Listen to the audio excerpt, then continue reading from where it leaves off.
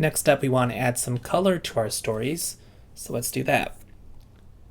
Okay, so by default, our colors, our story color, it's usually just a black screen with white text, and we might want to make the text a different color.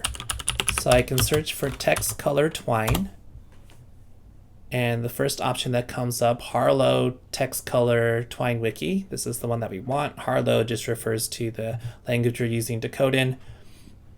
So we can look things up on the Twine wiki. There's all this information about all these different things you can put into Twine to change how your story shows up.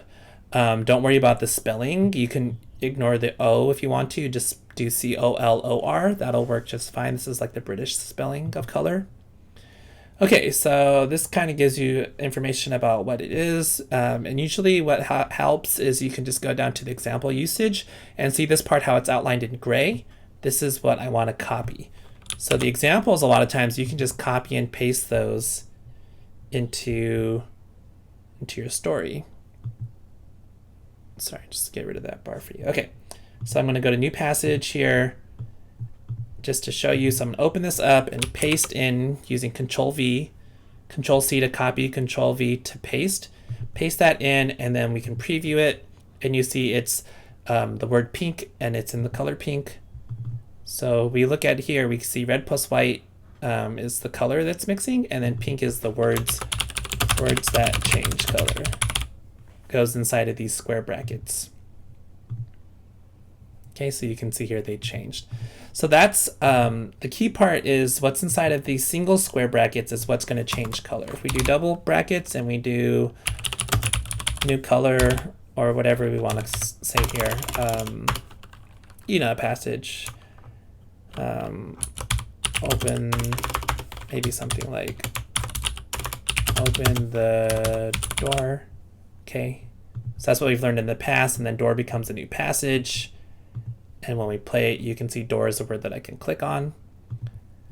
Okay, so when we do double brackets, that's for a new passage. Single brackets means it's going to change the words that are here based off of whatever this part that comes before it. So in this case, it's color.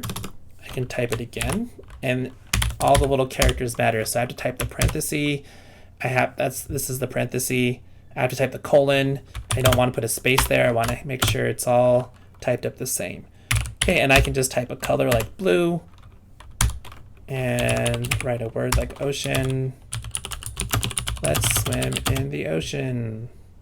Okay, and then we'll go to play it, and you can see now that the ocean is blue. I mean, it looks kind of similar to this one, so maybe I want a different shade of blue.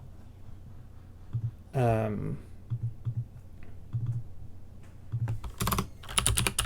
a nice plant. Okay, and if I want plant to be green, I can do color green, and then plant. And now you can see plant is the color green. But let's say I don't like this green, and I don't like this blue. I want different shades. How do I do that? Okay, so to do that, what we'll do is we'll search for what's called a color picker.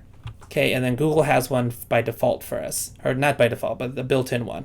So the way this works is you pick out the color group you want. So down here, these are the color families.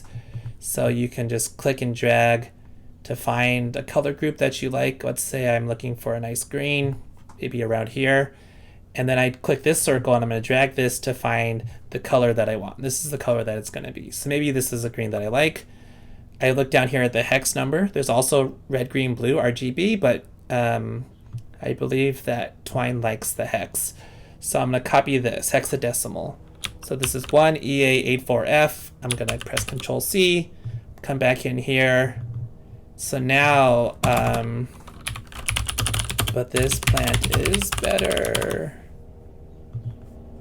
Okay, so this plant, I'm going to make this one the other color. So I'm going to type color, colon, and then I'm going to paste in that number with the hashtag, with the pound sign on it. Okay, so you can see here, it's kind of similar, except instead of writing the name of the color, you can type in the specific color that you want here.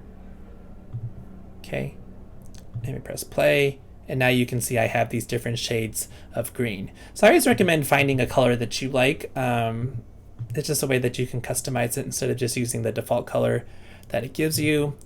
A couple things to watch out for if you're editing it this way, where you're putting the name of the color. Not all color names work. Some do, but some of them won't be defined. So in that case, you're going to want to use the color picker to find the color for your word.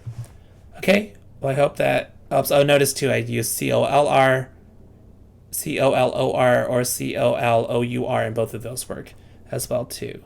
All right, well, have fun adding color into your Twine stories.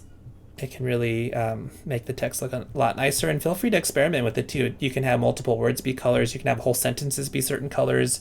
You could play with the contrast, and maybe everything's white and you have one line that's in a different color. What does that mean? Or everything's in one color. But yeah, just really experiment with what the color is telling the player. All right, have fun with that.